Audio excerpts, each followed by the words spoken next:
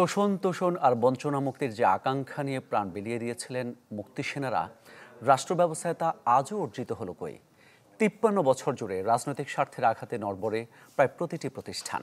তাই তো সরকার বদলালেই সাথে সাথে পাল্টে যায় প্রতিষ্ঠানের রীতিনীতি। দিন শেষে যার মাসুল দেয় কেবলই জনগণ। বিশ্লেষকরা বলছেন, শহীদদের রক্তস্নাত বাংলায় এবার ভাঙতে হবে এই অচলায়তন। মাকসুদুন নবীর রিপোর্ট।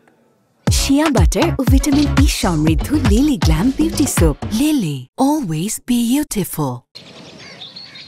বঙ্গবন্ধু শেখ মুজিব মেডিকেল বিশ্ববিদ্যালয়ের অবসরপ্রাপ্ত চিকিৎসক অধ্যাপক মাহবুব মোতানাব্বি। তার ভাষায়, দীর্ঘ ৪০ বছরের চাকরি জীবনে বিএনপি আওয়ামী লীগ কারোরই আনুকূল্য অনুসন্ধান করেননি। সেবার ব্রত নিয়ে রোগী ও শিক্ষার্থীদের মনে জায়গা করে নিতে চেয়েছেন সব সময়। তাই হয়তো শুধু পেশাদারিত্বের বলে জায়গা পাননি প্রশাসনিক নীতি নির্ধারণী পর্যায়ে।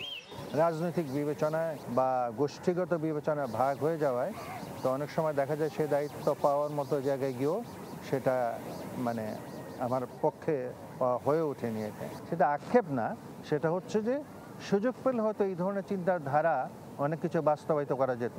তবে আবার যদি অন্য দিক থেকে দেখি, যতটুকু আল্লাহ রহমতে যতটুকু পদ পদবী যে অবস্থান আমার ছিল, সেটা সর্বোচ্চ ব্যাপারটা করতে পেরেছি। অধ্যাপক আবুল কাশেম ফজলুল হক, লেখক, গবেষক, সমাজ বিশ্লেষক, অনুবাদক কিংবা রাষ্ট্রচিন্তাবিদ। ঢাকা বিশ্ববিদ্যালয়ে ৪ দশকের অধ্যাপনা জীবনে অর্জন করেছেন এমন বহুমাত্রিক পরিচিতি, পেয়েছেন অগাধ শ্রদ্ধা। কিন্তু শুধু কর্মনিষ্ঠার শক্তিতে তার মতো কতজনই বা সুশাসন পরিচালনার অংশ হতে পেরেছেন? প্রতিষ্ঠানকেই ভেতর থেকে দেখতে গেলে দেখা যায় যে এটা তো প্রতিষ্ঠান হয়ে ওঠেনি। অনেক দলাদলি, কাজে ফাঁকি দেওয়ার প্রবণতা এবং কোনো কোনো ব্যাপারে রাষ্ট্রের ক্ষতি করে নিজের ব্যক্তিগত স্বার্থ হাসিল করার চেষ্টা। এর ফলেই ঠিক সুশাসন বলতে যা বোঝায় এটা আমাদের এখানে গড়ে ওঠেনি। নির্বাহী বিভাগ থেকে বিচার বিভাগ, দুদক থেকে মানবাধিকার কমিশন কিংবা বিশ্ববিদ্যালয় থেকে ইসলামিক ফাউন্ডেশন, ৫৩ বছরেও স্বাধীন এই রাষ্ট্রের প্রতিষ্ঠানগুলো দাঁড়ায়নি মজবুত ভিতের ওপর। দলীয়করণ, স্বজনপ্রীতি কিংবা ব্যক্তিতোষণের নীতিতে পিছিয়ে পড়েছে ব্যক্তি থেকে রাষ্ট্র। সরকার বাদ দিয়ে কেবল অফিসের কর্মকর্তা কর্মচারীরা সুশাসন প্রতিষ্ঠা হয়তো সামান্য করতে পারে, কিন্তু ব্যাপকভাবে একটা রাষ্ট্রের প্রশাসন ব্যবস্থা যেমন হতে পারে তার ধারে কাছ দিয়েও আমাদের যায়। যেই দলই হোক, এই যে দলকে অনুসরণ করাটা, এটা অনেকটা হয়ে গেছে ধর্ম মতের মতো, যেখানে কোনো প্রশ্ন করা যাবে না।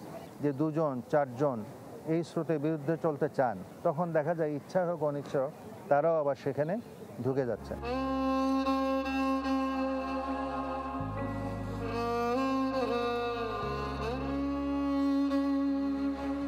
বাংলার আকাশে প্রতি বছর জল জল করে আসে বিজয়ের সূর্য, শুধু ফিকে হয় মুক্তি সেনানীদের স্বপ্নগুলো।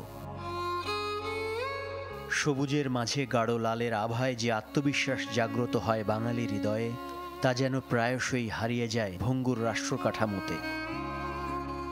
তাই তো দুঃশাসনের প্রাসাদ ভেঙে ফেলতে নতুন করে যে ২০০০ প্রাণের আত্মত্যাগ, সংস্কার আর জাতীয় ঐক্যের হাত ধরে তা যেন সুশাসনের গৌরব হয়ে ফিরে আসে আগামীর বাংলায়।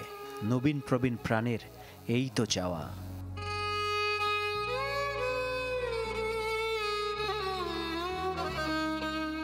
মাকসুদুন নবী, চ্যানেল 24, ঢাকা।